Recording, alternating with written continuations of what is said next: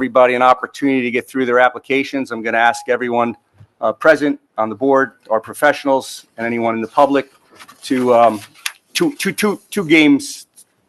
We're going to take the first two applications and we're going to hear them at the same time so that the witnesses don't have to sit down and be questioned and then get up and questioned again. So we're going to take the first two applications. There'll be two separate applications, but they'll be put on the agenda at the same time. And then if the board, whatever decision they make, we'll have two separate motions to either approve or disapprove. Then we'll take the third application and we're going to ask all the witnesses to testify first. And then when the witnesses are done testifying, the board, its professionals, and the public can ask questions.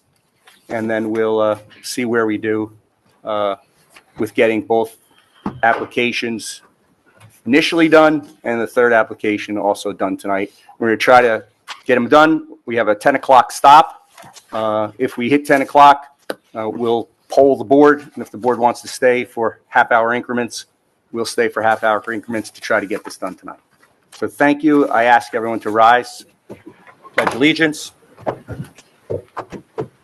Chief, will you lead us in the Pledge Allegiance? I pledge allegiance to the flag of the United States of America and to the republic for which it stands, one nation, under God, indivisible, with liberty and justice for all. The legal notice. Jojo. Oh. Sorry. thank you. Please proceed. The legal notice required in accordance with the Open Public Meetings Act has been satisfied, and a statement certifying the same will be executed. I ask our board engineer, who's also filling in as our board planning board secretary, to read the roll. Mr. Alesso, sitting as chair. Here. Mayor Gariglia. Here. Committee member Ravitz. Here. Chief Nunn. Here. Mr. Quillen. Here. Mr. Benoit. Here. Mr. Barrett. Here. Mr. Flowers. Here. And Ms. Murphy. Here. I, Joe Buch, am the board secretary tonight, as well as our engineer. Also present is Mr. Warner, our attorney, and Ms. Keller, our planner. Great, thank you. Mr. Warner, would you bring us up to speed on the first application? Actually, Mr. Chairman, I believe we have minutes. If Oh. you want to do those real quick. Yeah, sure. Yeah. We have the April 20 regular and closed. If we could do them separate votes, that would be great. Okay, can I have a motion to approve the April 20th regular session meeting? So moved. Any questions? I apologize, Mayor, but if the minutes are accurate, you might not be able to make the motion. Oh, was I not here? Yes. All right, then I'll make the motion. Okay, we got a second on the motion? A second. Okay, any questions, comments, edits? Seeing none, all in favor? Aye. Okay, we'll go to our second session of minutes. This is the closed session minutes. And it's also April 20th, so committee member Ravitz, Chair Alesso, board member Murphy, Benoit, Flowers, and Barrett are all eligible to make the motion or second. Can you get a motion? I'll make the motion. Can you get a second? A second. Any questions, comments, edits? All in favor? Aye. Okay. Now we can move to the first application, and the second application, we're going to do them in tandem. Absolutely. Happy to tee it up, Mr. Chairman. Thank you. First, let the record reflect that board member Murphy has recused herself and has left the dais for these matters. The Morris School District PB 04-26, Block 501, Lot 1, 125 Sussex Avenue, OSGU zone, and the PB 05-26 Morris School District, Block 901, Lot 3, 10 Janeway, OSGU zone.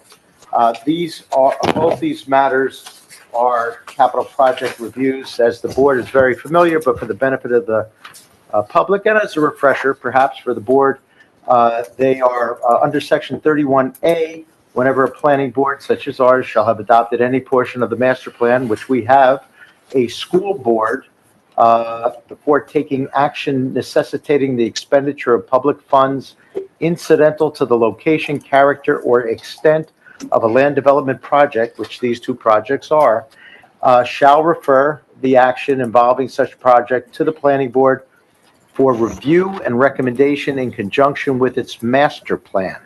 And such body shall not, such body being the school board, shall not act until 45 days have elapsed after such reference without receiving the planning board's recommendation. So we are here to review in connection with the master plan. Also, pursuant to state statute, the Department of Education has near exclusive authority over the approval of any development of any land any contract for the development of any land development project pursued by a Board of Education. And therefore, the planning board's role, and you've heard me say this many times before, it is strictly recommendatory, and there's applicable case law to confirm that as well. The Murnick v. Board of Education and Clifton City Board of Education cases, appellate division decisions in 1989 and 2009 respectively. So, in sum, our planning board will hear these applications. They are public hearings. For the limited purpose of determining whether the proposed development is consistent with the objectives of our master plan and providing recommendations on the proposal, if any, that we believe may, as a board, may make the project even more consistent with the master plan. That is our role, and that is the entirety of our authority. No approval or denial authority. It's only consistency with master plan and recommendations. That said, while the applicant technically did not, the school district and the Board of Ed did not have to notice, they did notice, which we appreciate, I'm sure. I speak for the board in that and the township in that regard. So I did review their notice. The content is sufficient. It was, notwithstanding the fact that we're not required to, they were timely published on July 1 and certified mail service on July 2 for both applications, both of which were more than 10 days prior to this evening. So the notices were sufficient. Perhaps last but not least, at the appropriate time, perhaps after we hear from applicants' counsel, I'll swear in all the witnesses who are going to testify. And again, as you mentioned, Mr. Chairman, we're going to proceed in a consolidated fashion. We're going to hear about both school addition projects, and then there will be any questions or comments, and then the board will vote separately on each, as they are technically separate projects, separate applications, and ultimately will be probably separate resolutions, although I reserve the right to do one and refer to both. So back to you, Mr. Chairman. Mr. Warner, I'm sorry, did you list both applications for the minutes? I did. I said PO, yes, I listed them both. Thank you. By address, block, lot, and case number. So why don't we let Mr. Newmark get started? Good evening, Mr. Chairman, board members. Good to see you all. And as indicated, we have two courtesy reviews for two capital projects for the Morris School District, one for the Sussex Avenue School and one for the Frelinghuysen School on Jane Way. And I think it's a good idea that they are consolidated. We have here tonight the gentleman who is both the engineer and the architect for the project, and that is Anthony Gianfrancaro, who's sitting to my left. I have the business administrator for the Morris School District, Anthony LaFranco, sitting to my right. I don't intend to call him as a witness, but he's here to answer questions should you have questions. So having said that, Mr. Gianfrancaro, would you be sworn? And then I'm going to ask you two questions. I'm going to ask you to give your credentials to the board, and if they accept you as an expert. Mr. Warner, could we swear in both witnesses and also our board professionals? I was thinking the same thing, Mr. Chairman. Thank you. Thank you. I will do. We'll swear in all four. If you'll raise your right hand, our engineer and planner will do the same.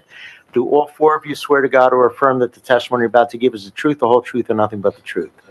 Yes. Thank you all. Okay, thank you very much for that. Mr. Gianfrancaro, I'd ask you to first tell the board your credentials as a licensed architect and a licensed engineer, and then I'm going to ask you simply to take the board through both applications. Thank you. I'm going to hand this off to you.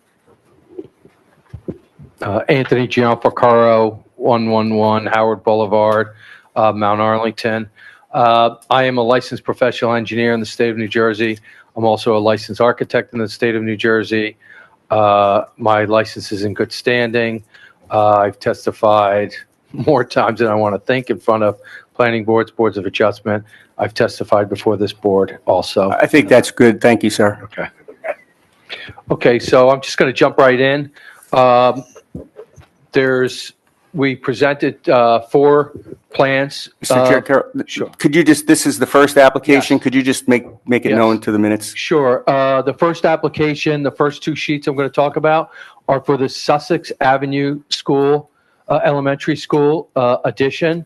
And just a little bit more background, the Morris School District is in the process of preparing to go to referendum in September. As part of the referendum, anytime that we put an addition on over 500 square feet, we must come in front of the planning board. So that's why we're here tonight, as a formality for the Department of Education. So the first 2 sheets I'm going to explain is the Sussex Avenue School. You'll see the first sheet has a small site plan. It's got a key map up in the upper right-hand corner. We are proposing 3 new classrooms on the front of Sussex Avenue School. If you were to look at the school and you were to look at the main entrance of the school, you'll see windows to the left where there's some offices and some classrooms. And to the right, the buildings actually step back and there's a corridor that is flanked by windows. Instead of having a single loaded corridor, we're going to make a double loaded corridor and we're going to construct 3 rooms. It's basically going to be the same front elevation of the other side of the existing building, and it'll be in line. And we're going to basically come to where the existing exit is from the building. So it's 3 classrooms, for general education. That's the first sheet. The second sheet is I'm just. sorry to interrupt, Mr. Jim Carroll, but just for the record, I'm going to assume, but you'll confirm that that's the same plans that were submitted to the board Yes.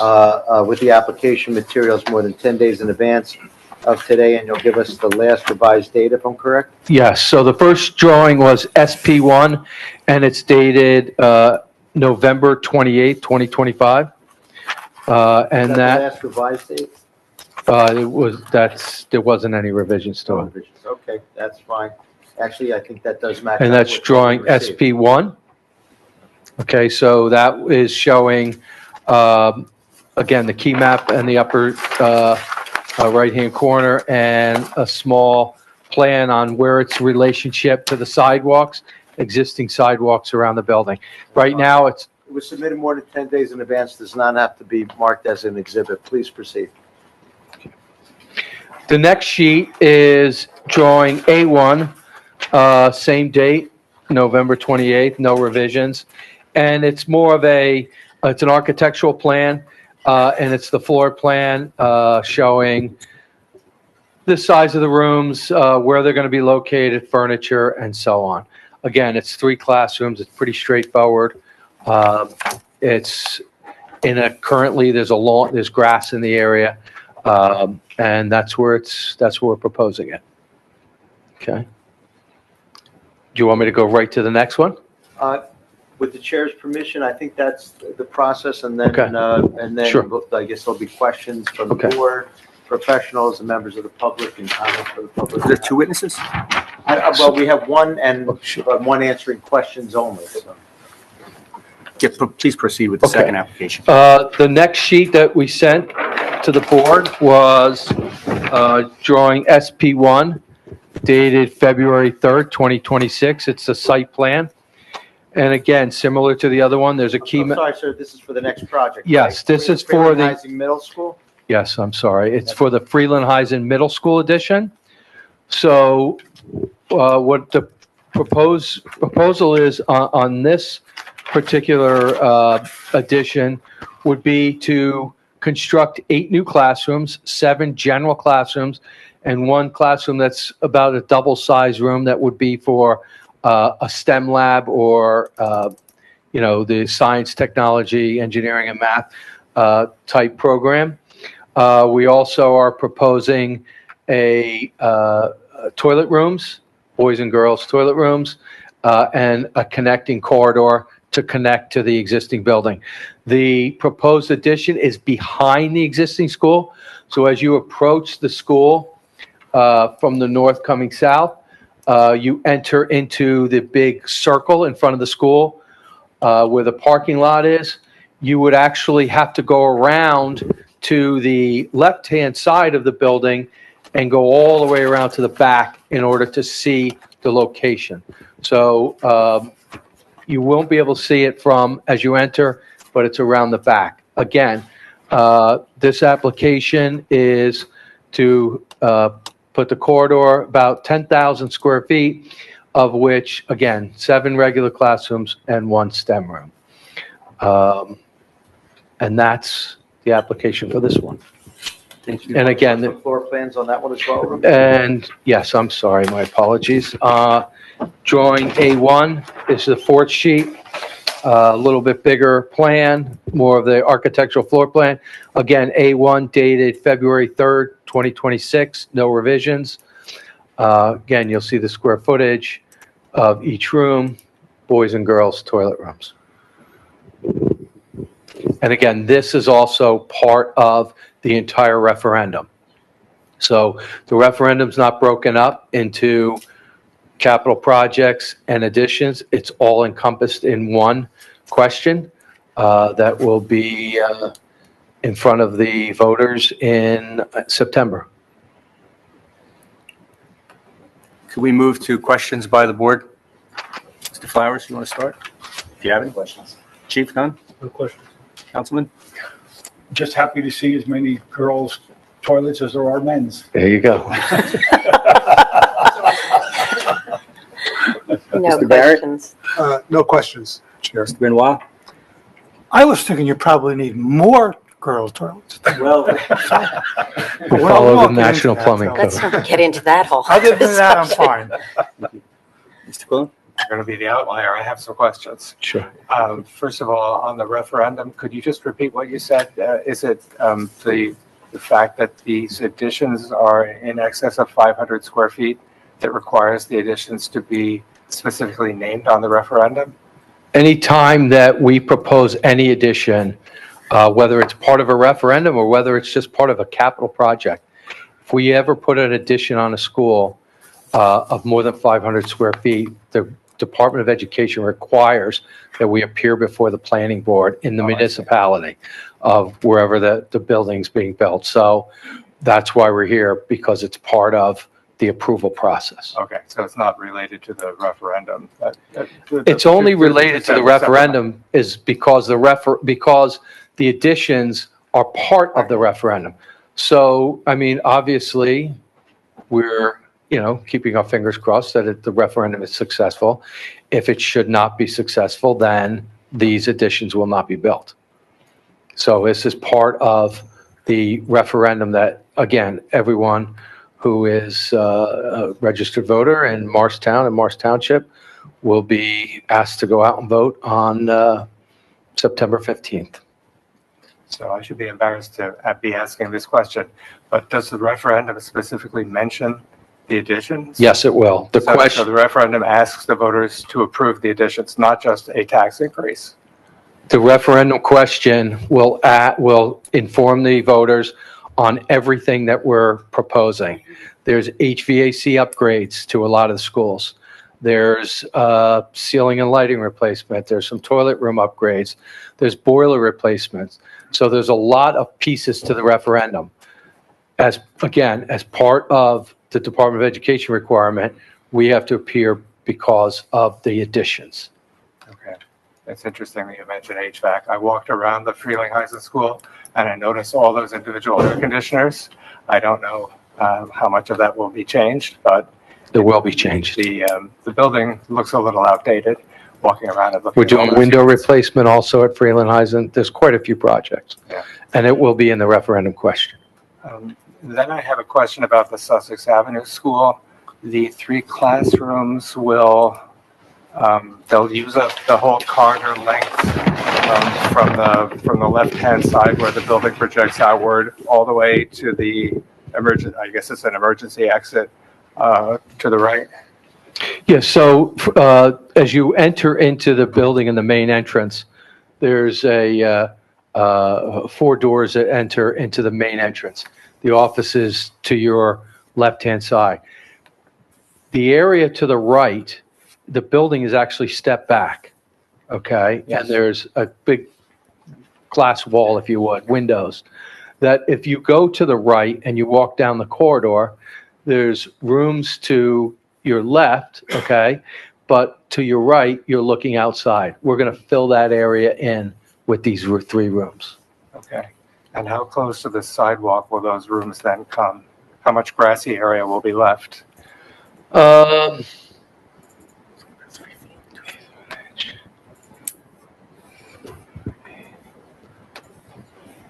There'll probably be about 25 feet between the sidewalk and the building. Okay, thank you.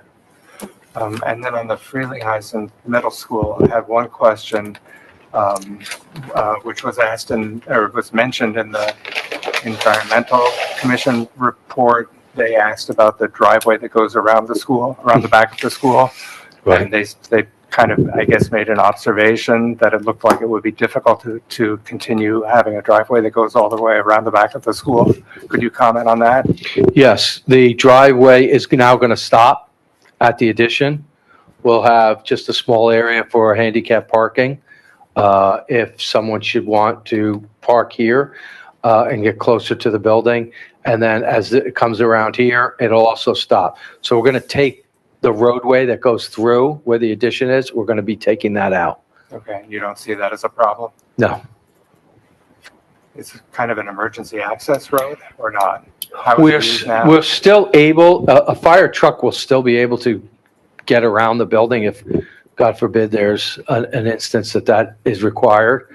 It's not like, and really the way the code is written is we have to have access around it. Doesn't have to be paved access, but we have to have access. So that's what we will be maintaining. I leave it to Chief Nunn to express any views that he has, but I can't see a fire truck driving around that because there's a steep slope, right? Well, there will be some flat area adjacent to it, but again, I mean, it's, it's our opinion that there's enough space to fight a fire if that were, was to happen. Yeah. Okay. All right. Thank you. Ms. Mayor? I'm good, thank you. Just 2 questions. If I go back to the plan you have, what's happening between the new structure and the existing structure? There's an area that's open. This area in here, it's just be grass. It'll be a lawn area.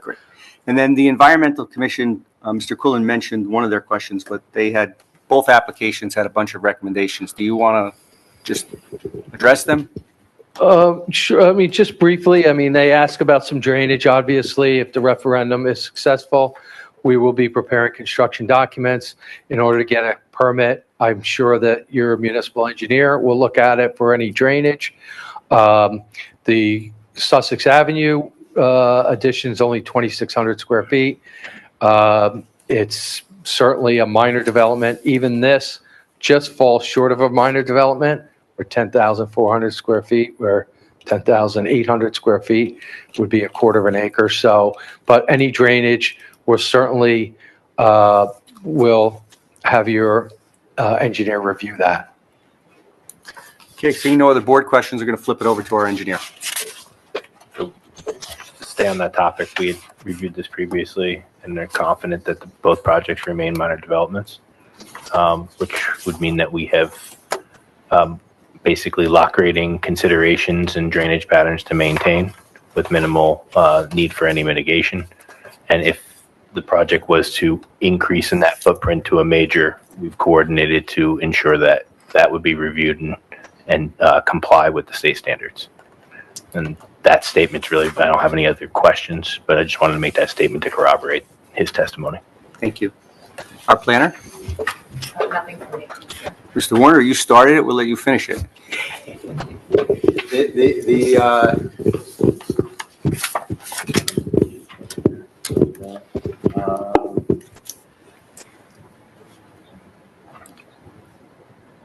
No additional lightings, is there any additional lighting, external lighting, in connection with either project? According to the building code, we have to have lighting on the exterior doors. So there will be something at the exits in Sussex Avenue. There won't, because we're not creating any new exits. We're just building onto the building. In Frelinghuysen, we're going to have at the exits. It's for safety purposes. Okay, but, Other than that, we don't have any intention of floodlighting the back of the property. safe to say the exit lighting is not going to have any impact on lighting. There will be no lighting trespass on any adjacent. Right? Correct.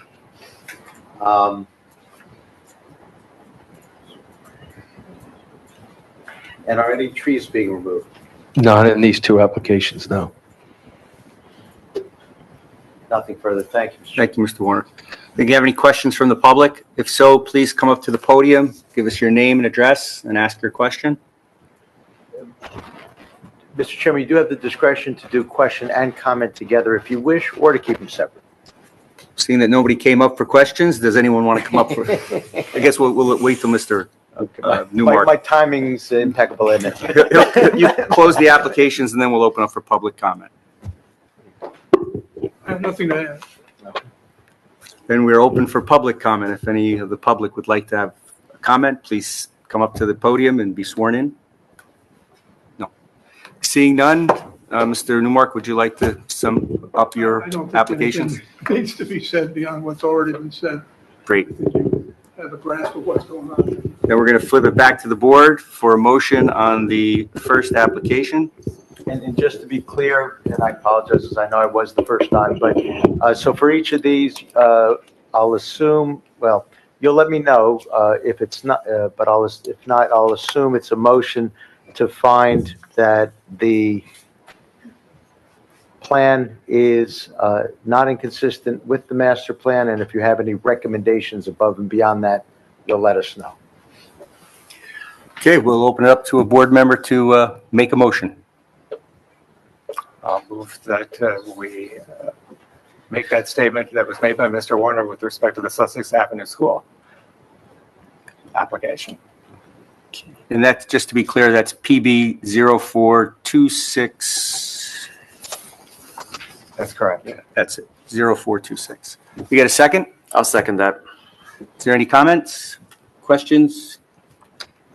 Any, then we will move forward with the roll call. Okay.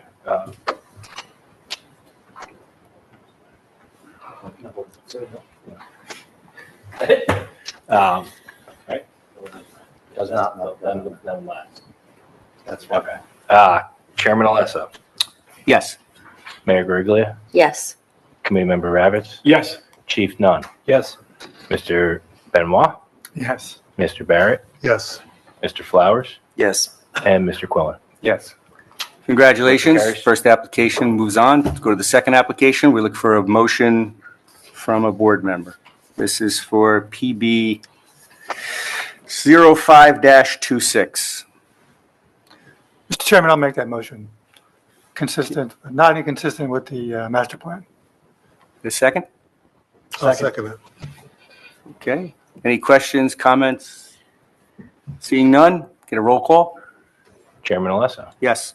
Mayor Griglia, Yes. Committee Member Ravitz, Yes. Chief Nunn, Yes. Mr. Quillen, Yes. and we'll give it Mr. Flowers. Yes. Second to Barrett, Yes. and Mr. Benoit. Yes. Motion carries. Yes. Ty went for the runner. Thank you, Mr. Chairman. Thank you. Congratulations. Appreciate it. Looking forward to seeing the additions to the schools. Enjoy the rest of the Thank you. summer. Yeah.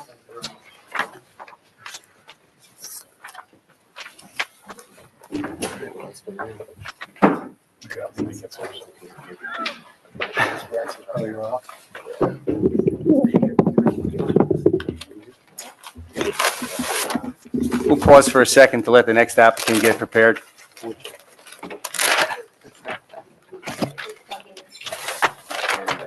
So again, with this application, we're going to hear from the witnesses, and then we're going to have the board ask questions, then we're going to have our professional ask questions, and then the public can ask questions. And then they'll sum up their, and then we'll move to public commentary.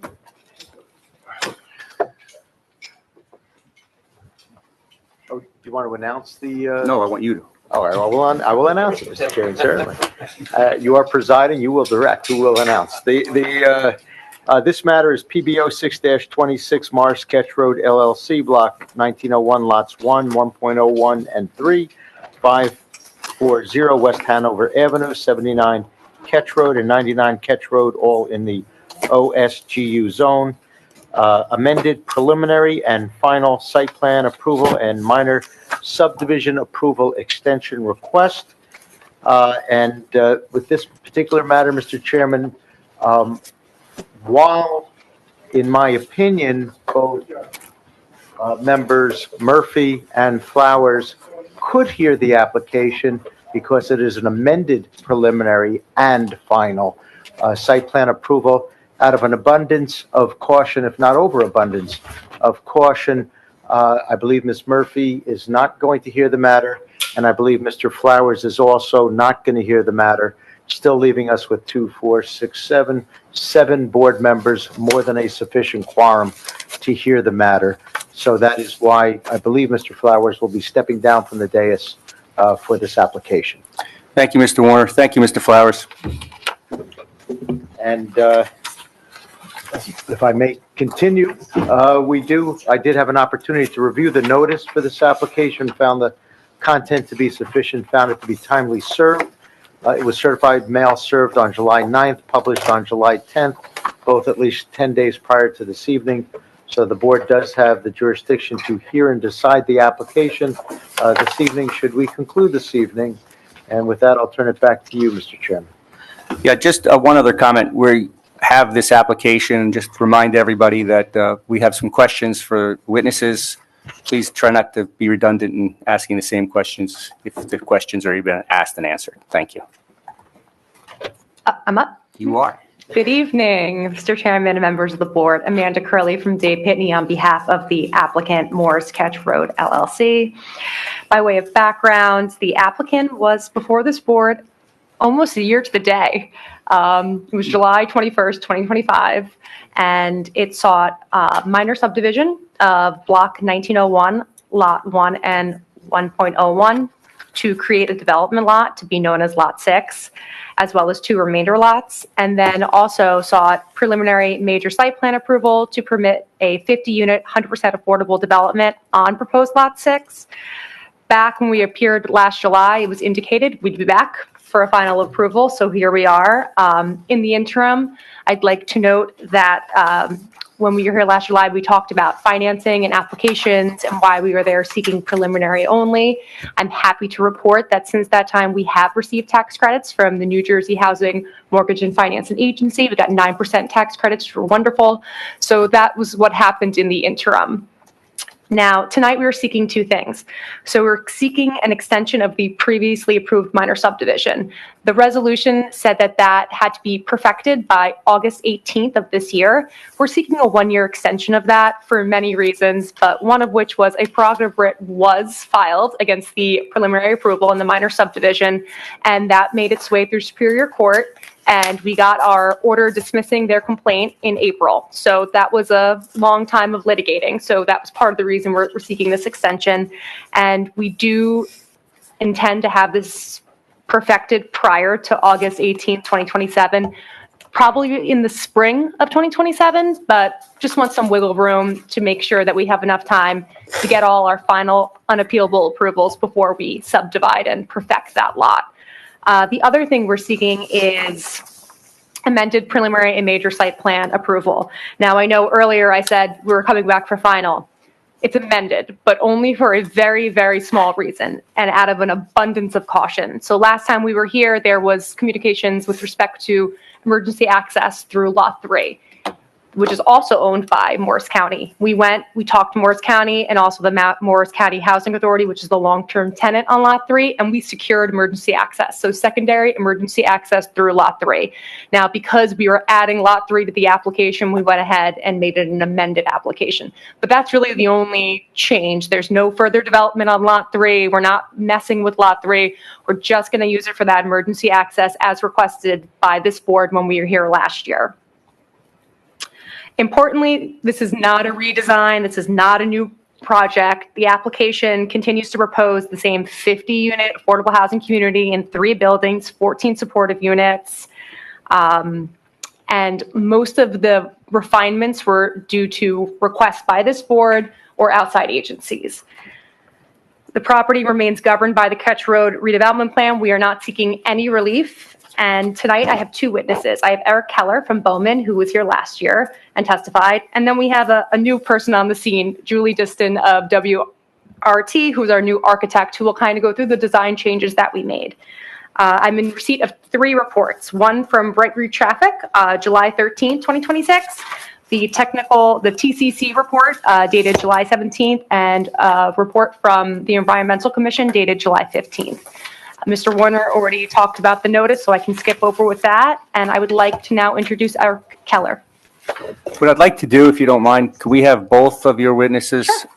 We'd like to swear them both in. And Mr. Warner, do we need to re-swear in our planners? You know, Mr. Warner's rule, we do. Every separate application hearing on an application, we swear in our board professionals as well. So if we have 4 witnesses, our 2 board professionals, our engineer and our planner, and Mr. Keller and the architect, if you'll all raise your right hand, do all 4 of you swear to God or affirm that the testimony you're about to give is the truth, the whole truth, and nothing but the truth? I do. Thank you all. Thank you, Mr. Chairman. Thank you.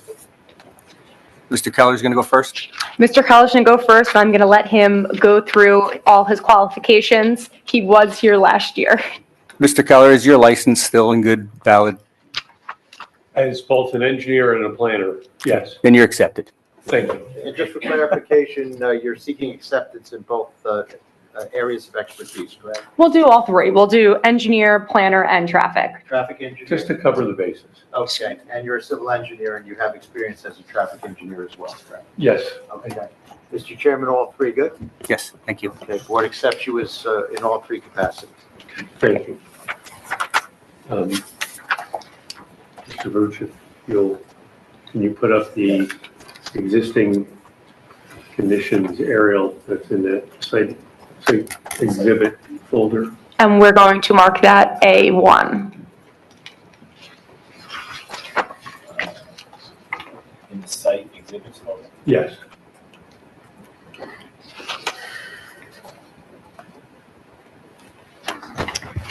We have our engineer covering a lot of roles this evening. I would just simply say that it's a good thing it's not the attorney, the board attorney. So I appreciate that. Are these exhibits part of the site plan? No, these No. are separate. So this is new, so A1. Correct. That is correct, Chief. Yes. All right, Mr. Keller, I'm going to let you take it away. Can you go through the property description and previous approval and what we're proposing? Certainly. And just Exhibit A1 is an existing conditions aerial with an April 2026 aerial. The project site is outlined in yellow. Could you do me a favor? Would it be possible to take the microphone and where you have a laser pointer? Unfortunately, laser We're all pointers looking don't at the work on same thing. TVs, but I appreciate that. certainly. So existing conditions aerial, residences at Morris Woods. It's dated today. The aerial shows Ketch Road from north to south on the bottom of the sheet, Hanover Avenue on the right side of the sheet. The Housing Authority complex is located at the corner. You have the solar field. The rest of the Morris County facilities are off the sheet to the north. The township ball fields to the south of us. The existing access road And the project site is outlined in yellow. That will be proposed Lot 6. What we've also shown on here is the limit of disturbance, which includes the access road. And we're showing that the redevelopment plan, thank you, requires us to identify the area in which we are removing trees. So everything within Thank you. this white line, all vegetation within that area is being removed to build the project. So that satisfies, we believe, the criteria under the redevelopment plan to identify the area in which tree removal is going to occur.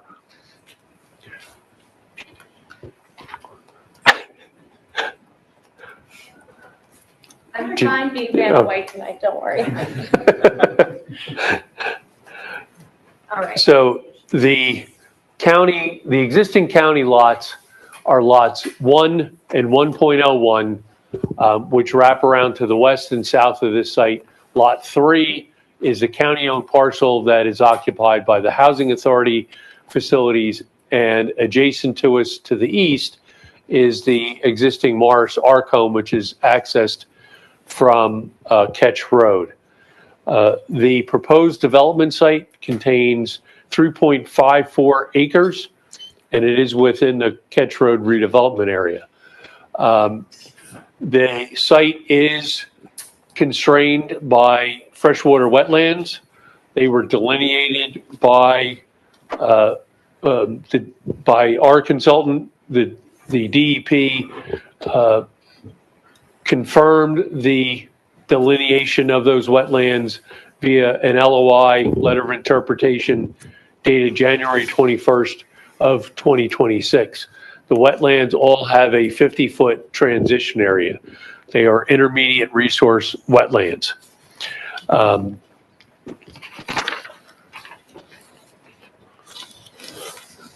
As Ms. Curley indicated, this board previously granted preliminary major site plan and minor subdivision approval per resolution PB-0925.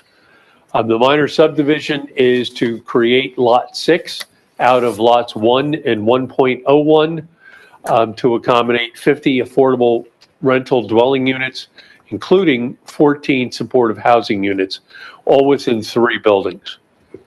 At that time, the preliminary approval included a 2,200 square foot clubhouse with 89 parking spaces, including ADA accessible and EV charging spaces. 89 exceeds the requirement of 75 spaces, which is based upon 1.5 spaces per unit. We have, as part of our submittal for amended preliminary and final site plan approval, addressed the conditions of the preliminary approval. So we believe that we have achieved compliance with those, and that included engineering, architectural, and operational modifications. One of the things why we're seeking the amended preliminary approval is because we have been able to obtain the rights to create an emergency access between proposed Lot 6 and Lot 3, which is the Housing Authority facility. That emergency access benefits both properties. Both properties will be able, emergency services will be able to use that access as needed in either direction if there are issues with the primary access to each property. Joe, if you can go to the site plan rendering. And then this is going to be A2. Thank you.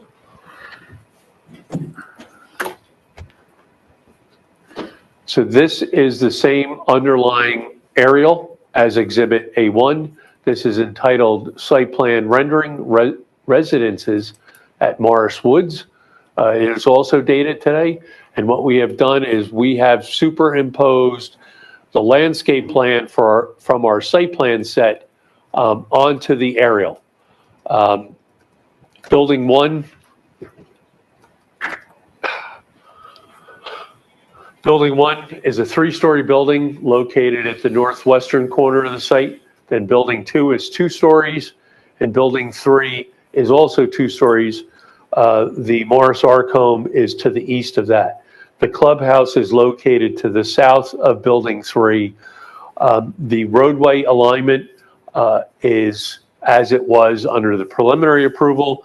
We have a turnaround via Hammerhead located by Building 1, and then we have the emergency access connection to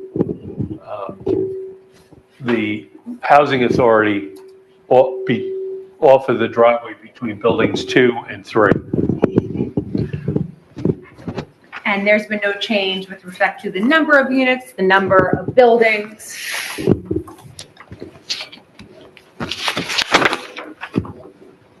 Correct? Correct, I'm sorry. Sorry, I'm not allowed to testify. Yes, I know. There are 24 units in Building 1 as before, and in Buildings 2 and 3, each have 13 units each. So the main modifications that were made between the preliminary plan that was approved just about a year ago and this plan are the footprints of the buildings have been tweaked a little bit. They're modified a little bit. The architect, Ms. Diston, will talk about that, but there are no changes to the number of units or the bedroom mix. The clubhouse footprint has changed and shrunk slightly. It had been shown just as a rectangle. Now that it's been designed, it is not rectangular. I'll leave the rest of that to the architect. It is approximately 2,053 square feet in size. We did slide the refuse enclosure by Building 2 south a little bit. There was a comment last year that when the gate would open, it might extend into the drive lane, so we slid it back. That was worked into our general permit and averaging plan for wetlands that we, which I'll talk about in a little Where bit. on the map is that enclosure? So there are 2 trash and recycling enclosures. Let me be clear for the record. Okay. So there's one by Building 2 and there's one by Building 1.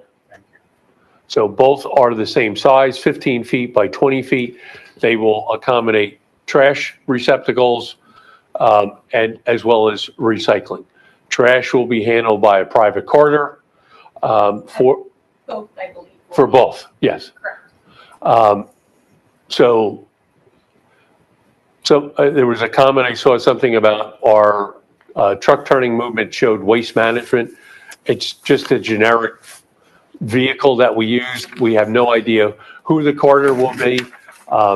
We'll just call waste management in a generic sense. It's for the size of the vehicle. And there is more than adequate circulation to accommodate the truck movements through the site. And now that we're there, let's just talk a little bit about the pickup. Pickups are typically once a week. Correct, We have an on-site manager there 5 days a week. correct. So in the event that we need to pick up the trash more or the recycling more, we can always up the number of times the private hauler comes. Correct. There would be adjustments based upon actual generation of waste and recycling. It's regular household waste, regular recyclable materials, bottles, cans, paper, cardboard, so on and so forth. So nothing out of the ordinary from any other residential community. And not to jump around, but there is a report from the Environmental Commission that requests that we put together a recycling plan. It is our position that the testimony tonight is what we're going to do, and in the event the board requires us to put together a plan, we will. Yes, that's correct. I think my testimony tonight complies for the most part with Chapter 427, Subpart 29, talking about the recycling plan. We can prepare what our estimate of the amount of refuse and recycling that would be generated by the site, but I think both facilities, provided the enclosures, have more than adequate capacity to accommodate the demand. And if needed, there would be additional pickups in a given week. Great, thank you. I'll let you move on. Okay. I just wanted, we were there, so we decided to Yeah. hit the highlights. I talked about the emergency access to Lot 3. That access is restricted to emergency vehicles only. There is a gate on the project side of that driveway. On the Housing Authority side, we've put a sign that says authorized vehicles. It is fairly short. Somebody, if they're driving up there, is going to see the gate. It is reinforced grass paver, so it is not asphalt, it is not gravel. But it is of a sufficient carrying capacity to accommodate fire vehicles. We are widening and a minor realignment of the existing access driveway from Ketch Road into the site. The existing driveway has a little bit of a variable width, so we're smoothing it out. We're making it a uniform 24-foot width, and that's from Ketch Road to where the intersection of our driveway would occur. You can also see on there, we're still showing the sidewalk sidewalks throughout the community and out to the existing sidewalk along Ketch Road. And as I testified to last year, we're willing to work with the township on further accommodations as it may be for sidewalks. We have installed a fence, a 42-inch high fence compliant with the allowable height of a fence in a front yard. We have we've interpreted that anything to the east of Building 3 is technically a front yard because it is between the closest building and Ketch Road. The ordinance only allows a 42-inch high fence, so we are providing that. It is a post and rail fence with mesh, and we provided additional evergreen landscaping adjacent to Lot 4. We have moved the sanitary sewer to the back of Building 2. We are still going to have to relocate parts of the existing township's sanitary sewer line that comes from Hanover Avenue diagonally through the site and on to the south. So we have to make some adjustments, primarily because it conflicts with Building 2. We looked at trying to avoid that conflict, and it's just not possible. We have completed our design of the stormwater system. We have made a couple of changes. The bioretention basin is somewhat enlarged. We added a retaining wall on the clubhouse side to increase the volume in there. The surface basin, the surface bioretention basin we had behind Building 3, we got very favorable soil testing, so we ended up putting that underground. So what everybody will see behind there is a nice broad open lawn. It's underground, it will infiltrate. That is taking roof water from Building 3. We still have 6 pervious pavement areas in all of the parking spaces. 4 of those pervious pavement areas have supplemental storage underneath them to provide additional volume to accommodate the runoff from this project. And we've also introduced a underground infiltration system in the driveway in front of Building 1, which also just takes the water, the roof water from Building 1. And there's some minor modifications to the landscaping, to the quantities. There's no changes to the plant species. And we did provide some additional plantings around the emergency access. We talked to Southeast Morris County Utility Authority, the water purveyor for this area. We had hoped to make an interconnection with the Housing Authority property. And because that facility already has their own meter vault out by Ketch Road, they would not permit it. We did get flow tests done. The flow tests indicated there was sufficient flow and pressure. Unfortunately, unfortunately, it's a requirement of Southeast Mars. We have to put it in a hot box. It's above ground.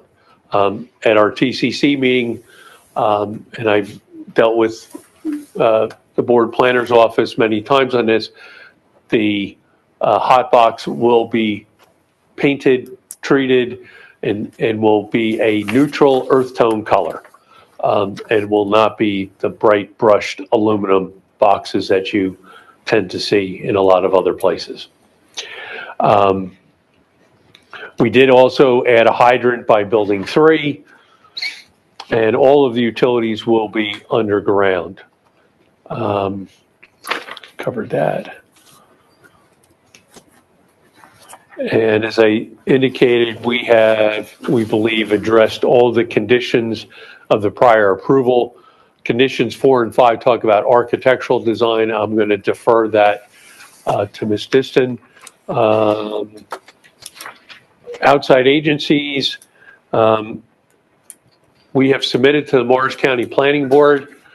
Because it's county-owned property, they have decided that they've sent the application to Warren County Planning Board so that there's no appearance of a conflict. So Warren County is currently reviewing our application. I'm very pleased to say that just this morning, we received our DEP general permit and wetland averaging plan. So we are done with the environmental side of the DEP. We have our LOI, we have our general permits, and we have our averaging plan. We still have some steps to take. We have to record that and so on, but we have it in hand. It was a nice present to get this morning before appearing here tonight. The sewer, we have to submit to the DEP for treatment works approval. The township has signed all of those documents, so that application will be going in this week.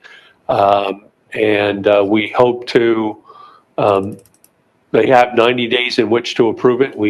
They have been doing much better in turning those around, so we're hoping that we get that sooner. We have also submitted to the Soil Conservation District. We received some minor comments last week, so I anticipate having a certification from the SCD within the month. And Southeast Mars has a master permit, so we don't have to go to DEP for water. We just have to deal with them, which we've already had numerous conversations with them. So with that, I think I have covered everything that I think I need to cover. I think the only thing we need to cover is the tree removal, because it was in both reports, and I just want to make it clear for the record. So both the TCC and the Environmental Commission note tree removal on the landscaping plan. After reading the redevelopment plan, I think the language is a little confusing just because it says that we're going to include the trees to be removed on a landscaping plan.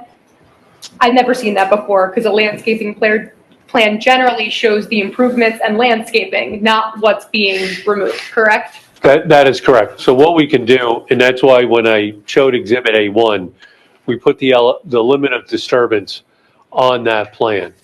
On sheet 3 of our site plans, which is the site preparation plan, we will add a note that says all trees and vegetation within the limit of disturbance will be removed. And we believe that that satisfies, the requirement in the redevelopment plan for this site to identify the areas where trees are being removed. Everything within the limit of disturbance, any vegetation within that area is going to be removed. The improvements built, we're going to landscape it, put in all the utilities, and what you see on the landscape plan is what you see on Exhibit A2. Thank you, Mr. Vooch. He has put up sheet 3 of 22 on the screens, and that shows the demolition and removal of various existing conditions on the site. And we'll add a note that says trees within this area will be removed. And we believe that it satisfies the intent, because to individually have to stake out and mark out trees would be a huge cost. That was the whole purpose, I believe, of this portion of the redevelopment plan, was to save us from what I would say is a cost generative element.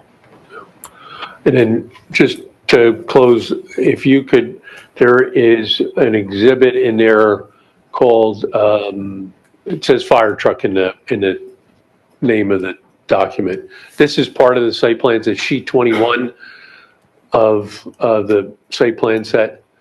Either that, or you can go to just sheet 21 of the site plan set, Joe. No, not that one.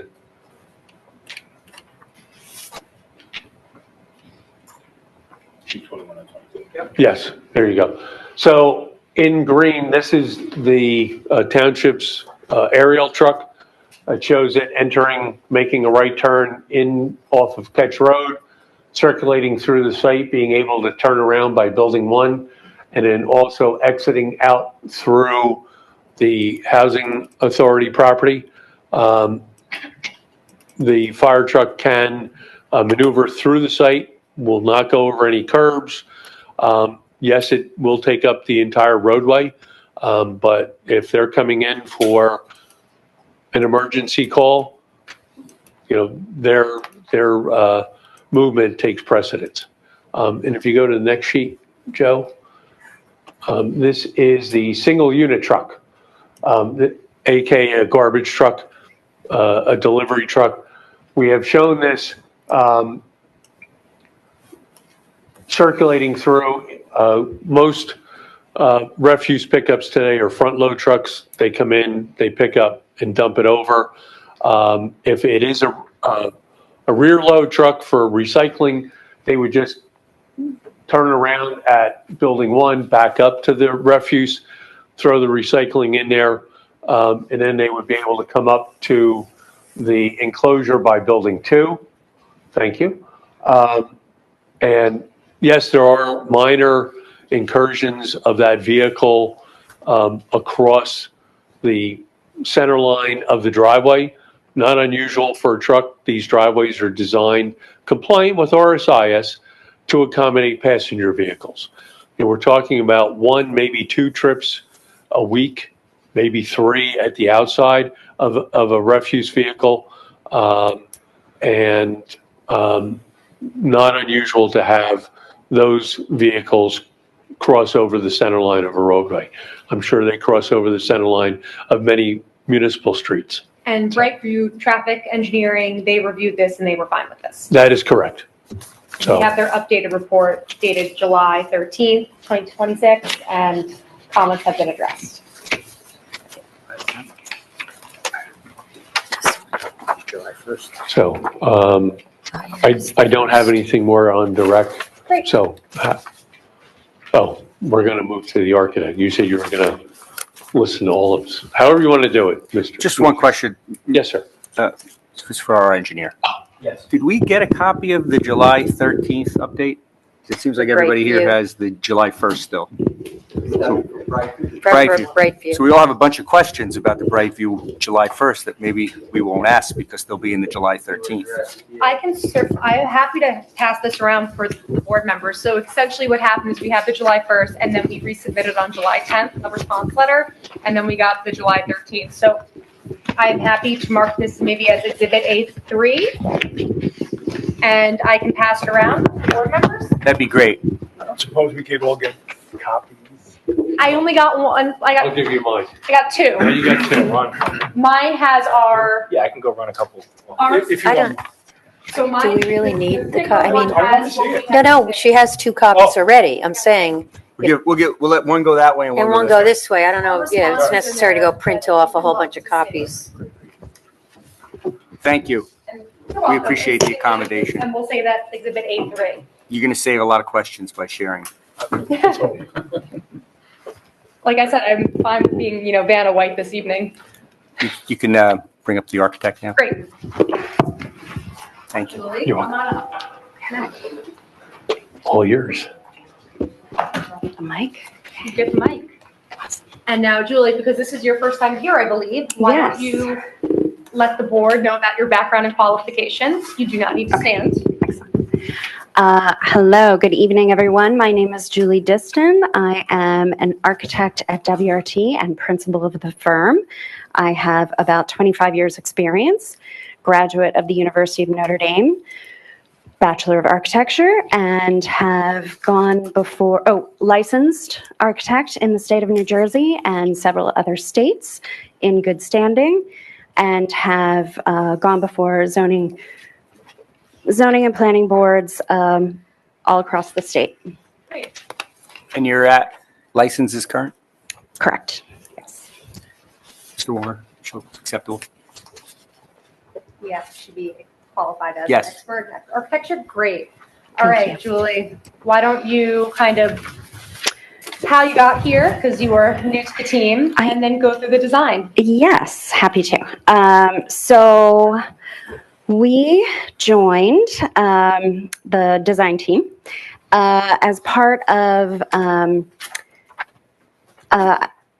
basically, once you receive preliminary approval, we joined the team, I'd say, early spring of this year, and basically took over the architectural design and re-evaluated the design in relation to the site plan and some of the, obviously, the comments from the, resolution. And we then, took those comments to heart and started to revise the drawings to best accommodate those comments. Exactly. So which exhibit do you want to start with? So we can start with the rendering. That's fine. This is exhibit 8-4. Yes. And so with today's date. And so this rendering is basically a view from, and forgive me, I don't have the site plan, but actually the site plan is just below. I'm referring to civil engineering site plan, but basically the view is from building 3, looking at building 2 in the near distance, with building 1, the 3-story building, in the background. So we're basically on the porch looking at building 2 with building 1 in the background. And so that, so we basically, I'll just walk you through it. So we're still proposing 3 buildings, 2 2-stories, 1 3-story. We have Correct. 50 affordable dwelling units and 14 are supportive housing. And then we have a community building, and we are keeping the same bedroom mix, 10 1-bedrooms, 27 2-bedrooms, 13 3-bedrooms. correct. And the community building obviously is just off to the left in that view. And we still have the 14 supportive units. All of that remains unchanged. So really, Correct. you were brought in to revise the architectural design to comply with the conditions of the preliminary approval. Correct. And as well as to look at the, I believe we prepared an architecture report and submitted it. We did, So why don't absolutely. you quickly go through the architectural design as shown in the rendering? Absolutely. So,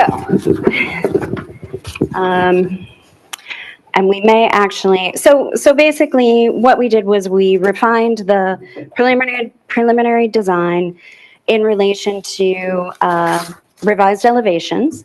The elevations obviously are providing additional facade articulation across. We have altered, originally I think the preliminary design showed a stone palette.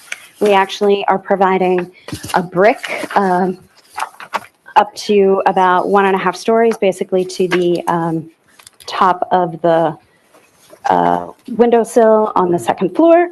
And so what that does is it basically creates much stronger foundation and much more waterproof foundation. So we really wanted to help the durability of the project, and as well as kind of breaking up the facade in relation to the massing. So I think one of the comments was, greater material transitions, enhanced architectural detailing, reduced the perceived mass of the buildings, and the scale of the buildings. So we're definitely, paying attention to that, breaking the facade up in vertical articulation. And then building entrances were redesigned and emphasized to provide stronger architectural identity and enhance pedestrian experience. So we're really, celebrating that unit entry and making sure that every resident feels at home and has their particular porch and entry zone. And building entrances, overall architectural composition enhanced while maintaining the previously approved program. I talked a little bit about the building materials. Exterior material palette has been refined. So I actually have another exhibit. This would be A4. Correct. Nope, sorry, A5. Okay. A5. Might be able to just flip it if possible. Maybe. Here we go. And I'm going to mark this as A5. That's great. Excellent. Everyone can see that? It's also on the screens. And so here we're, again, earth tones, I think was a magical word. We definitely want these buildings to blend in with the neighborhood, blend in with the surrounding woods, etc. So we're choosing earth tones, beiges, green, light greens, things of that nature, as well as a taupe brick color, and then asphalt shingles and standing seam metal roofs that are really prevalent at the porches. And you can see the 2-story and the 3-story building shown here. And Exhibit A5, we can identify as what, because we had A4 as an architectural rendering. Oh, I'm sorry. These are material boards. Yep. Material board? Yep. Sounds good. That's great. And there is a second exhibit of that, which would be A6. And A7 is the third. So, Municipal land use law has no cap on number of exhibits. Okay, good. so A6 would be a second materials board. Yep. And then A7 is the next one. So, And the third. yep, And they're all colorized. exactly. And so A6 really shows building 3, which is the one building that you could potentially see from the road, although it is heavily wooded. So we don't think you'd actually see much. But that being said, we did take a particular interest in building 3's rear elevation to make sure that we're breaking up that facade and providing some visual interest. And I'm sorry if I may. Sure. But real quick, A5, 6, and 7, they have elevations on. They have black and whites in the original. That's fine the way they are. Okay. I just wanted to know if you could just correlate which buildings we're seeing on which of those exhibits, A5, A6, A7. Got it. Absolutely. So A5 is buildings 1 and 2, and A6 is building 3. Okay. And A7 is the community building, otherwise known as Clubhouse. Got it. Thank you. Okay. Great. And now I'm just marking A7, which is the community building. And again, the community building's 1-story, working off similar aspects of the design in relation to the residential buildings. So we're playing with the same masonry base as well as siding colors. And we did have a wraparound porch on the community building, which it faces, and I'll just bring this up again, the play area.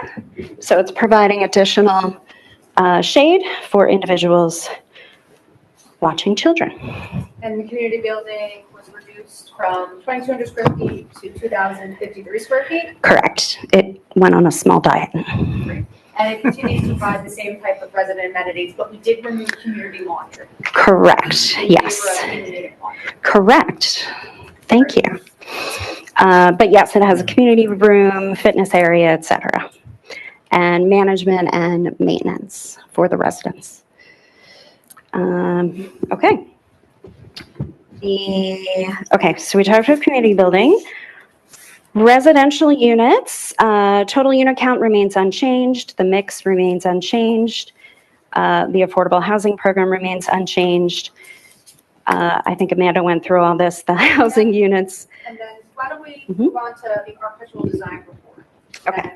And that's really it. Okay, great. So So essentially, we prepared these drawings in response to conditions 4 and 5 of the prior resolution. Correct. And we're really trying to demonstrate just an improvement to the design based on the board's comments. Right, and we did provide a memo on 6/15 in relation to those comments. That was essentially the architectural design report, basically addressing compliance with Township Ordinance 57-87.1 in relation to building massing, arcade walkways, roof shape, facade transparency and articulation, building materials, services and mechanical areas, and amenity spaces. And all of the buildings proposed are under the threshold of 45 feet, correct? 45-foot max, yes, from the average grade plane, I believe it's 20 feet out, up to the ridge of the roof, and I believe we were in the 43-foot range. I'm looking at Eric for 43.4 feet. an exact number.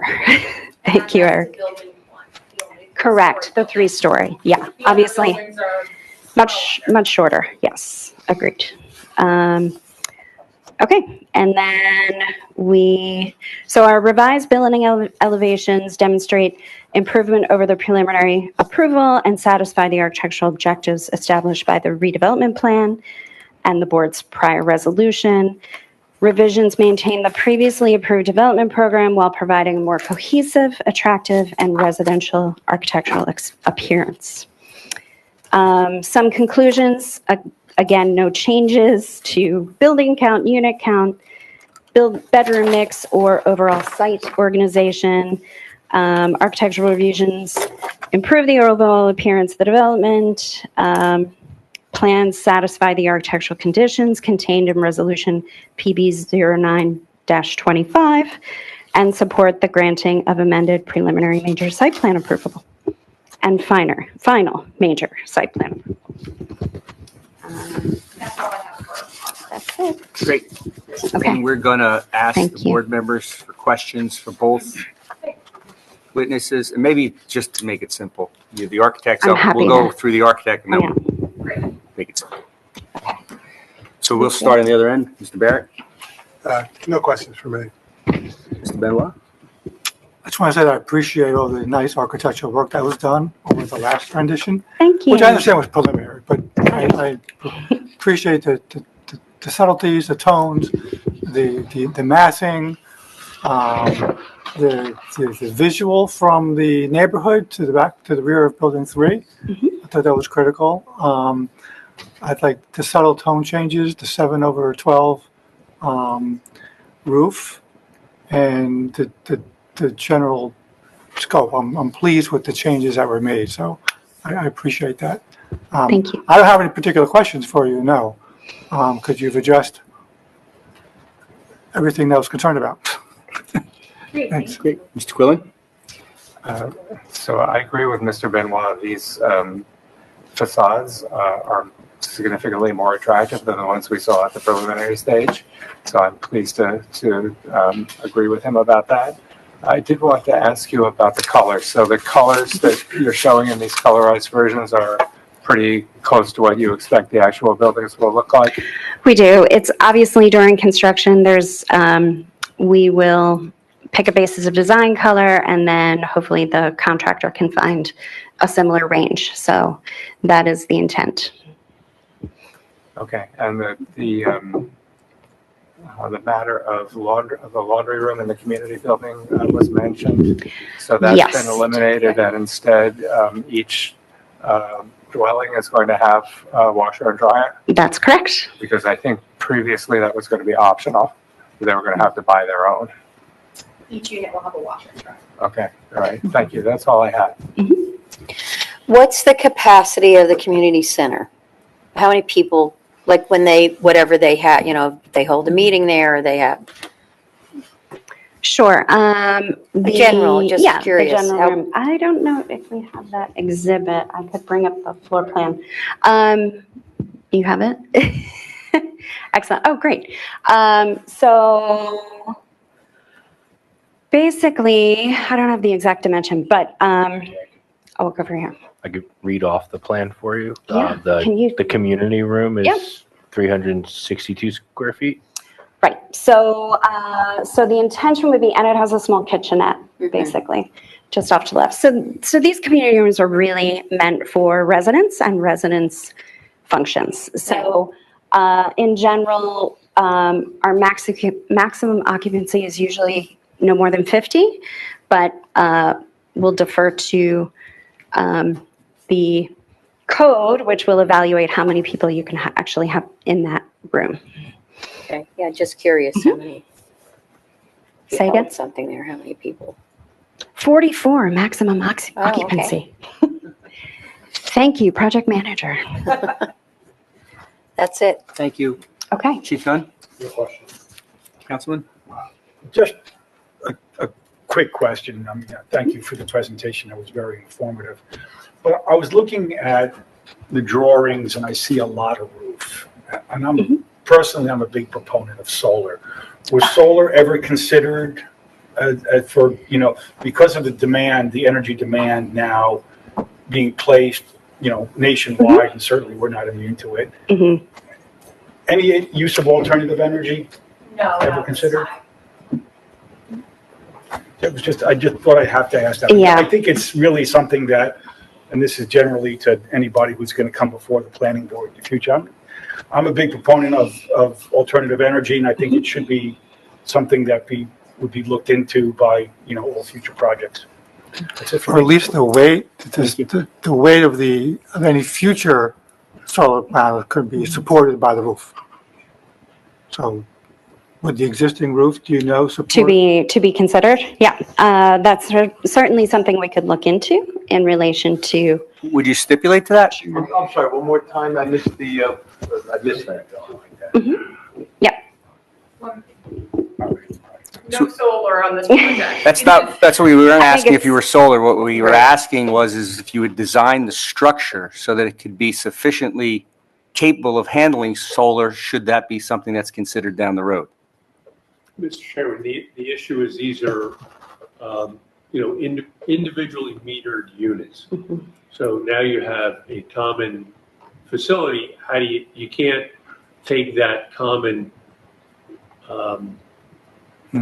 electricity that's created and account, you know. You could do a limited version for your community room and for the community electricity, no? But then it's not cost effective. You know, I mean, the community building is not going to use a lot of electricity. It's, Yeah, I think it's limited in the fact that it is such a small community here. I think if this community were potentially double the size, it would make much more sense. you had much, you know, an increased amount of common areas or a bigger clubhouse, then it would make sense to do that. But with individual meters on 50 units, it's just not feasible to do that. That's an opinion. We appreciate it. Thank you. If I may? Yes. Chairman, and I don't know, so I guess my question would be to the applicant. In addition to the reasons already stated from the expert, Mr. Keller, is the potential for it to be a cost-generative implication on a 100% affordable housing project part of the equation with respect to the determination, only part of the equation, with respect to the determination that solar panels would not be proposed by the applicant. Yes. That's a good point. And I would have to say, Mr. Chairman, that I anticipated that. That's not unusual. This is a 100% affordable project. And so given the governing statutory and case law, and the way the Mount Laurel doctrine is enforced, I think it's a reasonable, legal, and otherwise position taken by the applicant with respect to solar panels being arguably cost generative and hence more than might be reasonably asked of a 100% affordable applicant. No, what you're saying is reasonable, but when the board does have questions, I think it's our job to hear them and I just want to extend the wadir question. them forward. I want to extend the question just a little bit. I'm sorry for, for belaboring this. If an individual resident owner wanted, no, Their apartments. Yeah, their apartments, okay, yeah. so they're, okay, Yeah. that's right, yes, Yeah. okay, sorry. So there would be no basis for them. Yeah. Right. So I just have two questions for the architect. The clubhouse is showing a laundry room with 2 washers, 2 dryers. That disappears? We will revise that. Okay. Would you be making the community room larger? Because 44 people with 50 people Yes. living there, that might be something that could Correct. benefit you? That was actually the intention. So when we submit for resolution compliance, you'll see those plans. if Great. We get approved. And why, again, just a question, not that it bears that kind of weight, but why 2 offices in a workroom? Like who would Yeah. be, there's more curiosity, so to understand. So, yeah, management would be one office, and then the additional office would be supportive services. And this would be for the 15 units that have 14, yes. 14. Okay, makes sense. All right, thank you. So we're going to ask our board professionals now if they have any questions. Mr. Vooch? I do not. Reviewed the stormwater management changes and find them all to be consistent with the preliminary approval, and the compliance that was demonstrated originally is still met and exceeded now here today. Planner? Thank you. Yeah, I agree with the architect's testimony that I think that this design accurately reflects both, the board's comments that were part of the preliminary resolution, reflects the township's design standards and also the goals of the redevelopment plan. I think they've done a nice job with that. I think in terms of, just conditions, just, clean, just a couple small cleanup things, like you mentioned, making sure that that the architectural plans are amended to reflect the updated clubhouse area and what's going on inside. And then we also just in the TCC report just has small thing about, just providing the heights of the buildings, just so it's on both the site and the architectural plans. We just like to see that. And, I think we can address this with Mr. Keller if there's going to be more questions, but I think that they have provided the testimony about trash removal and recycling. I feel comfortable with that. And I think we have also appropriately dealt with the landscaping and the tree removal. I agree. It's kind of a quirky language. I think the intention was really just to show, just get an idea of, what patches are going to, it's almost, I think it's more like what's going to be retained, probably more appropriate for this. Because again, it is a cost generative issue there as well. So, yeah, nothing further from me. Thank you. Mr. Warner?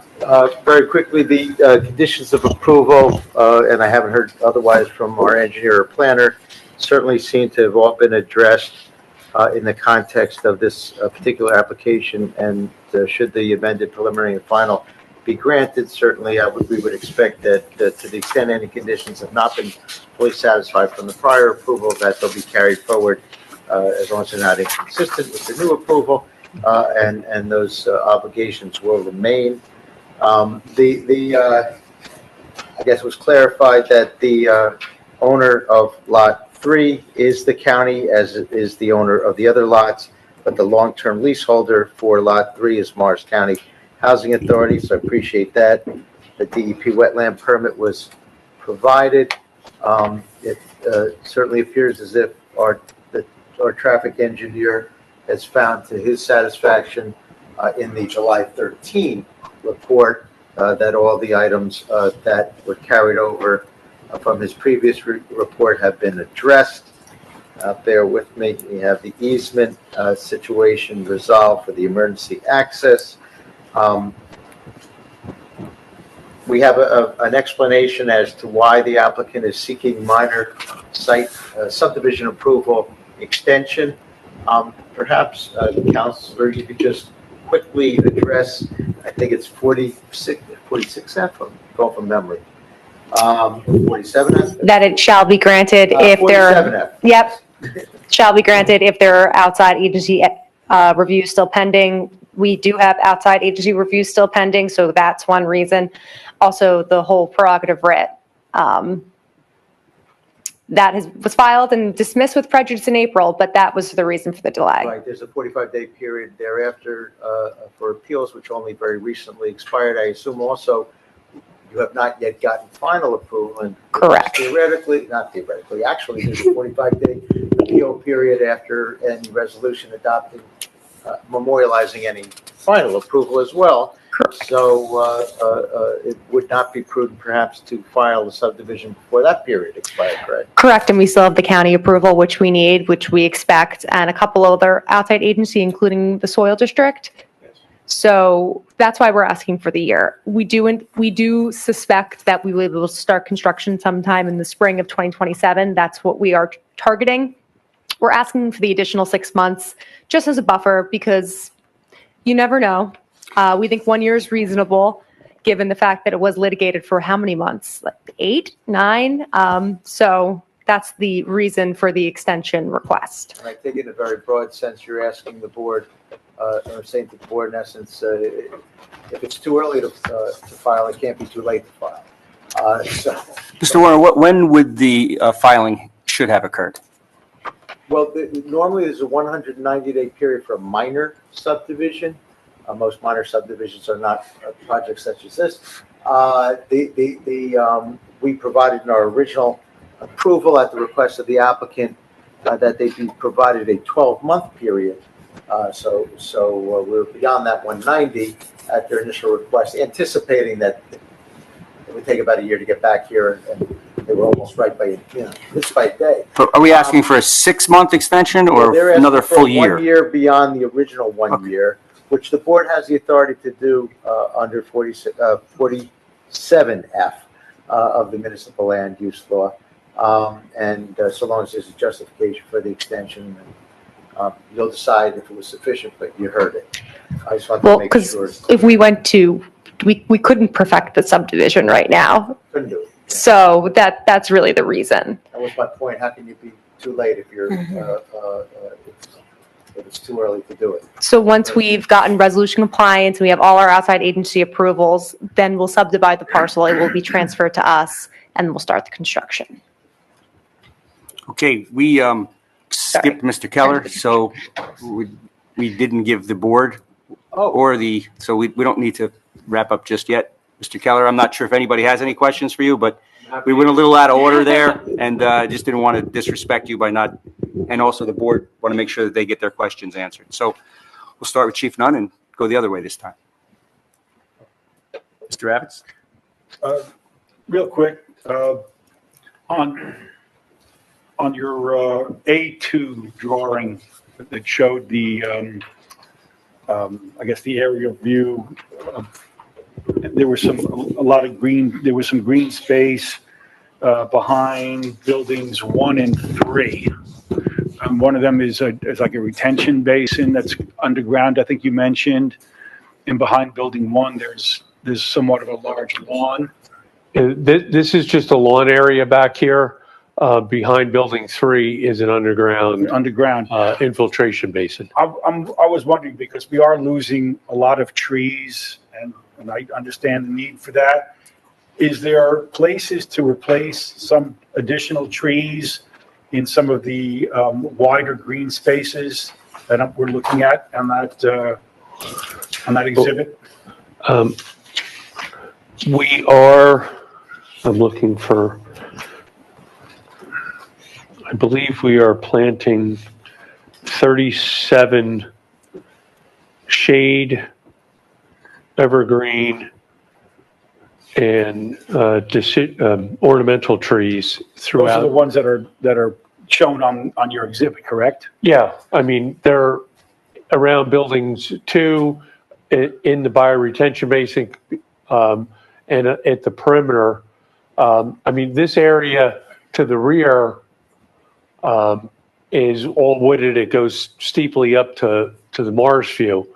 So the lawn in the back of, let's say, the building 1, that's right. That's just going to be lawn?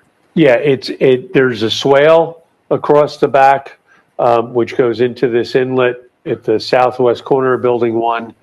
And then there's a slope up to meet existing grade. So there's no place to plant some additional trees or, You know, just to break it up?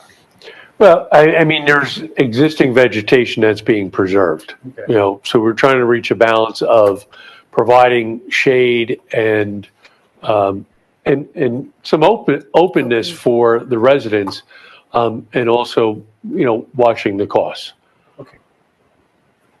That was my question. Great, Mr. Barrett? Yeah, I have one question for Mr. Keller. Maybe you can clarify for me. There was an exhibit that was outlined in green. We saw, I think you testified that an emergency vehicle will make a right off of Ketch Road into the property. It was in the site plan set. Yeah, the fire, sheet the fire truck, yeah. Sheet 21 of Yeah, and then 22. it'll exit into the, I guess, the housing. I thought I heard you say that the emergency vehicle will take up the entirety of the roadway? When it's turning, yes. I mean, the aerial truck has a pretty wide turning radius. The chief knows way better than Yeah, I I'm do. sure the chief has this covered. In terms of if there was an emergency event, I take it there would be no vehicles parked along either side of the roadway if an emergency vehicle had to come in and. It's a good question, Mr. Barrett. The parking spaces are all outside any of the vehicle path, including the vehicle overhang. So the vehicle traveling through the site does not impact upon any of the parking spaces. I understand that. Having designated parking spaces doesn't mean people won't park on the roadway. So I think Okay. yeah.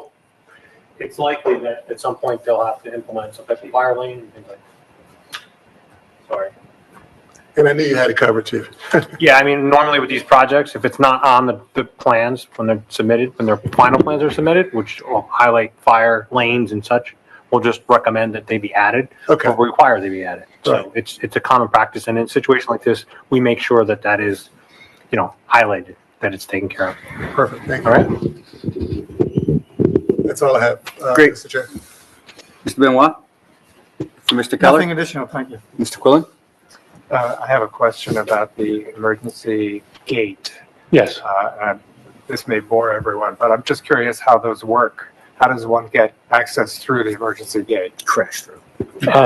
It's either a Knox, whatever the chief wants is what Getting we'll it with do. my car probably wouldn't. Since only emergency personnel will be able to use it, it'll likely be designed so that we, the fire department, will have emergency access. And what about the management at the two properties? It's not, that's decided upon between the two management. But if it's a shared lock, then it'll be a shared lock. But likely, it'll be some type of a gate with a shared lock on it. In most cases, we have our own lock, and we lock it to whoever's property management. So both parties, if agreed upon, will have access. Otherwise, the only people that'll be able to use that will be emergency personnel. Our intent is that it's only for emergency services to use that. So fire, police. Any type of an emergency. Yeah. Yeah, so I mean, if we're not ambulance there. Services. Yes, yeah.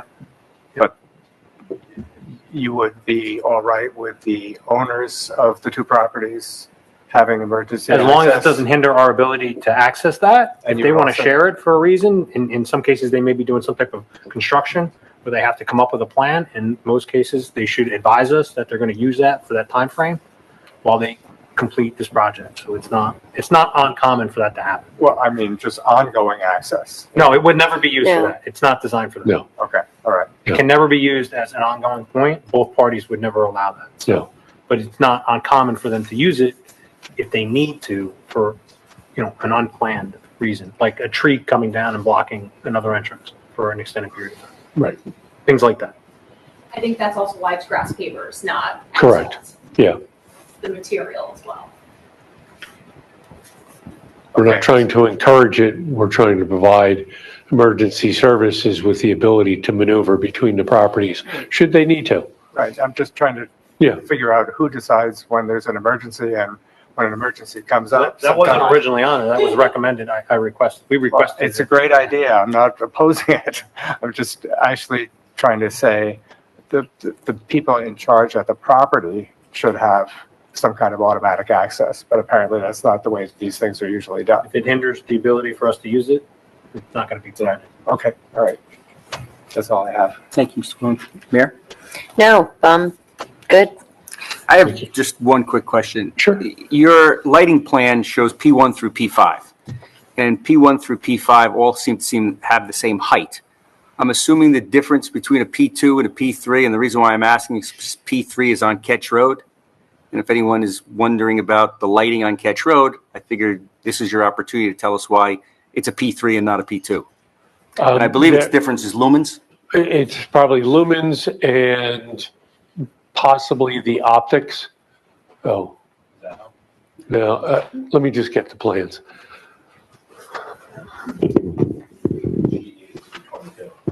Yes. It's right there. Oh, now that I can read. I was getting there. It's right over here. Here tonight is a great job.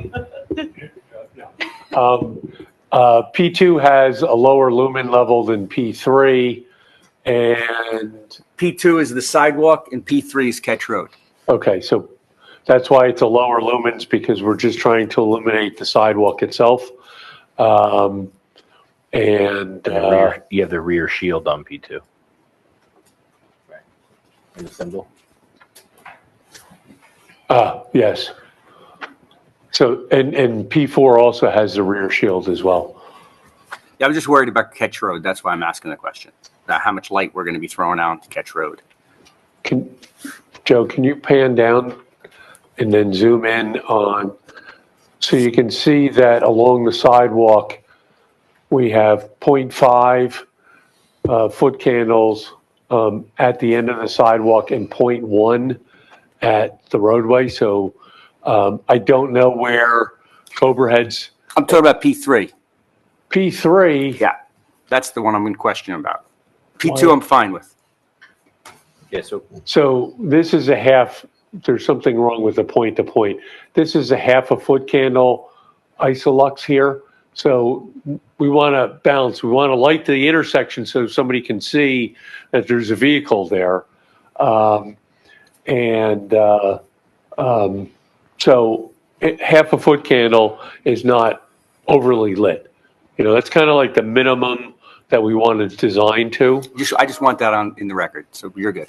You're welcome. All right, last question. Is there signage on the road? Because I don't think you testified about signage. It's unchanged from the preliminary, but go ahead. There's a double-sided sign to the south of the driveway, and then if you pan up, there's a single-sided sign right here. And are either of those signs lit? Oh, it's internal. It's unchanged from whatever we had submitted before. They're internally illuminated. I think the one on Ketch Road is. It's internally illuminated? So it's like a backlit letter on a sign panel. So it's kind of that, I think they call it halo lighting. It's just again, wanted to get that on the record. Thank you. Thank you, Mr. Mr. Chair. Abitski, did you have another question? I did have another question, but but the chair's question was so similar, you answered it. Okay. So, no, I don't have. I'm glad I covered it. Any questions from our engineer for the applicant's engineer? How about our planner for the applicant's engineer? Nothing. Then, Mr. Warner, would you like to ask any questions and then tee this up for an eventual motion, something? Certainly. The one question I had, just going back to the July 13 final Brightview engineering report, just for confirmation, that certainly reflects to me that all the issues were addressed already. Report back and forth. Sure, There we go. sure, that's right. Get Here, your the other copy one's back. over here. I've got one. But just for clarification purposes, comment 14, the memo notes that the existing Ketch Road access is preferred. Please provide testimony confirming proposed driveway geometry, site distance, and vehicle turning movements are adequate to accommodate anticipated vehicles on site. It says comment addressed, but then it also says, please confirm in testimony.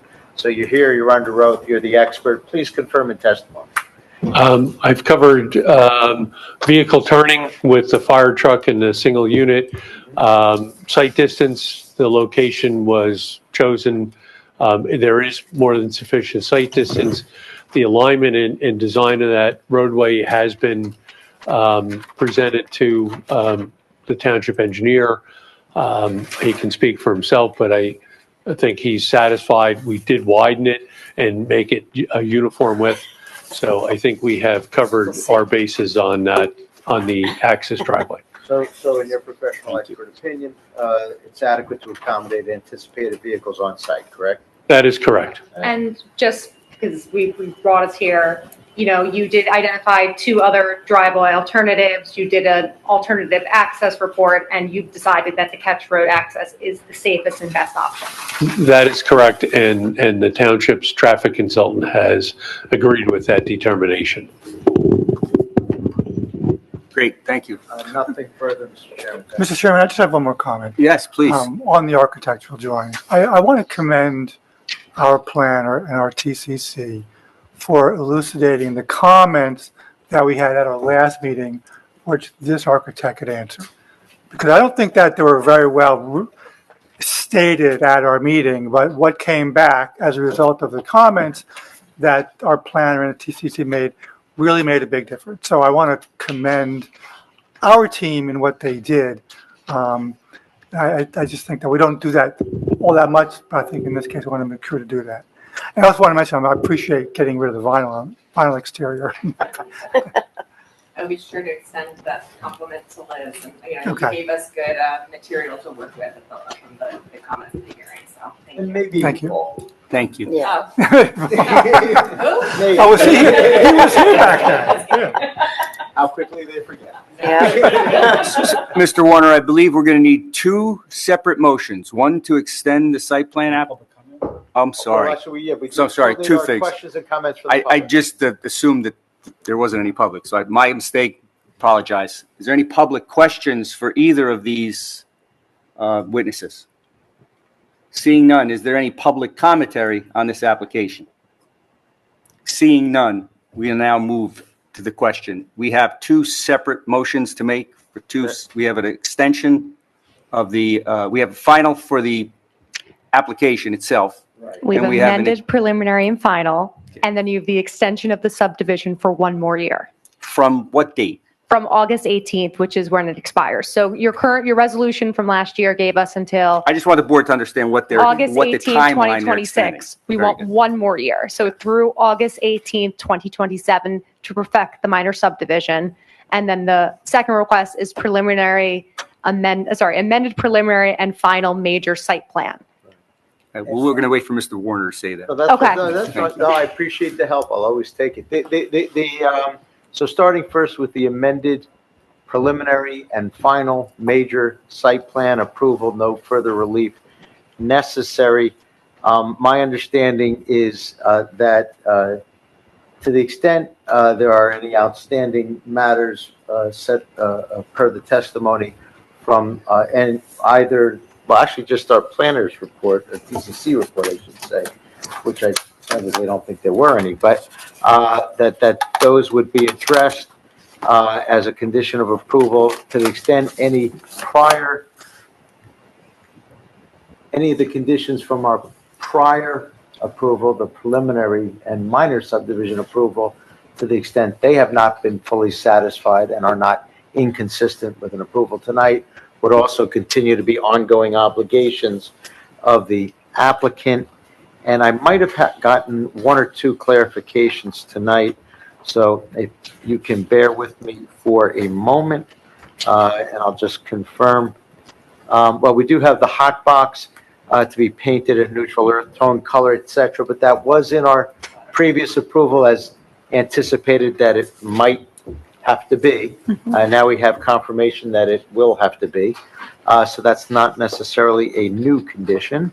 And I guess we're getting a note that all trees and vegetation within the limits of disturbance will be removed on the landscaping plan, I believe. No, on site preparation plan.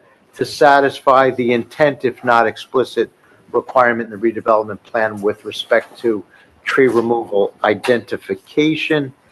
I don't believe there are any other additional items that could even arguably constitute conditions subsequent, except for what Mr. Booch is going to tell us.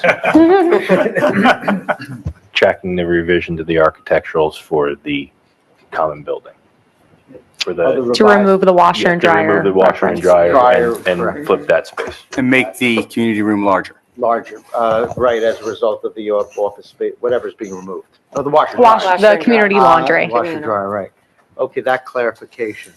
With that, unless there's any others I missed, that would be the first vote. If it's an approval, and feel free to deliberate as much as you want, but. First, we're going to call for a motion Okay, to either approve or it disapprove. would be a motion to, I assume, to approve the, unless you tell me otherwise, the amended preliminary and final major site plan approval with those aforementioned conditions. Can I get a motion from one of the board members?